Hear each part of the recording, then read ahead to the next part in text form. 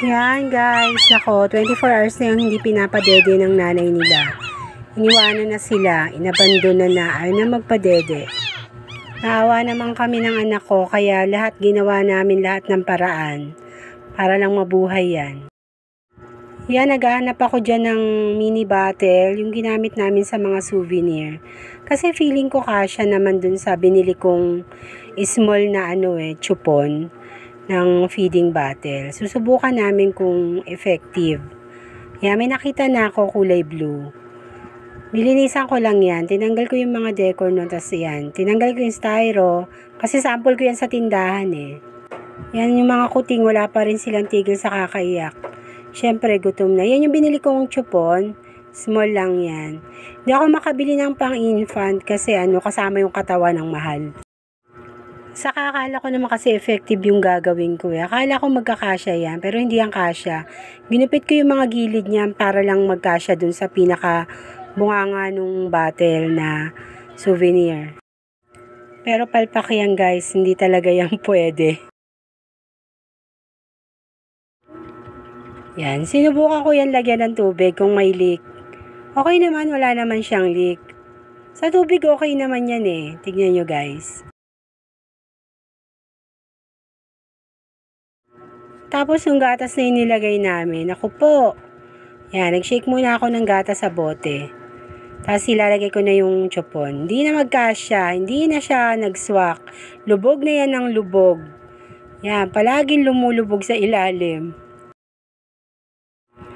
Pero tinry ko pa rin ng tinry kasi talagang sayang yung binili kong chupon. Tsaka gusto ko mapadede yung mga kuting. 3 yun sila eh, gutom na.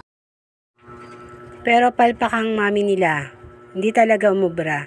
Kung ano-ano na lang naisip kong gawin yan. Yung plastic nun, yung chupon, lulubog na naman siya. Yan, kakabit ko na naman, tapos lulubog na naman. Kung ano-ano na lang naiisip kong paraan, pero hindi talaga yan umubra. Hindi rin namin yan nagamit. Tinry ko siyang padedean dun sa kuting. Ayaw niya.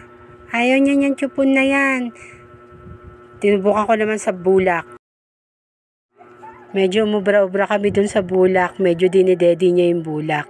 Pinipiga-piga ko na lang sa bibig niya. Hay, ang hirap talaga. Inaayawan niya rin yan. Pinipilit ko lang yan.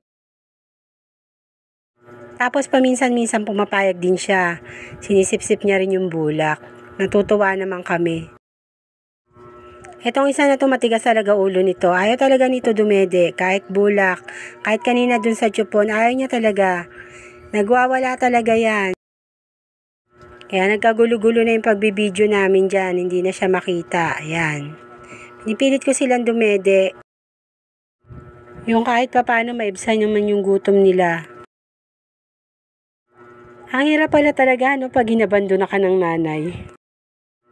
Lalo na kung baby ka pa, wala ka talagang magagawa. Ang hirap palang buhay ng kuting. Hirap padidein. Sinubukan ko naman sa kutsara para lang makapasok yung gata sa kanya kasi ayaw niya talaga dun sa bulak. Yan, nagwawala pa rin siya dyan kahit kutsara. Nga pala guys, binalot namin yan sa bag na tela na medyo makapal. Parang maong yan. Kasi ang tutulis ng kuko niyan.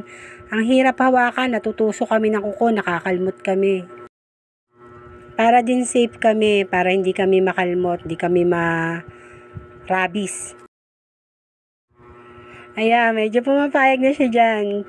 Nakakasip-sip-sip-sip na siya dyan ng gatas. Natutuwa kami pag ganyan. Pero ayaw pa rin niya. Magwawala pa rin yan. Ginagawa ko, pinipiga ko yung bulak. Tapos pagka nauubos na yung gatas, sinasawsaw ko ulit dun sa may lagayan gatas nila. Kahit pa paano nakakasipsip siya ng gatas dyan. Hindi lang nakakapanghinayang pag namatay eh. Talaga nakakaawa din eh. Wala silang tigil sa kakaiyak. Magdamag maghapon, ko ba naman walang kain? Yung nanay nila, pinipilit namin ipasok dun sa box. Nako, lumalayas talaga.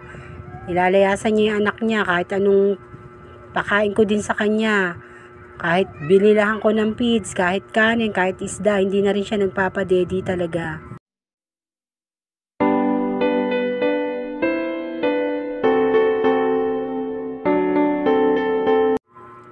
Eto naman guys, tinry ko din yung cotton buds kasi sabi ko, mas maliit yung nipples ng nanay, baka mas gusto nila mas maliit na bulak. Tinry ko din yung cotton buds, ayaw pa rin. Basta lahat ng maisip ko na pwede, sinubukan ko sa kanila. Para lang kahit paano makaano sila ng gatas. Ayan o, kita nyo yan, struggle is real talaga dyan. Ayaw niya isubo yung cotton buds. Ayaw niya talagang dumede. Yan, kinakagat-kagat niya lang yan. Nagagalit yan siya dyan.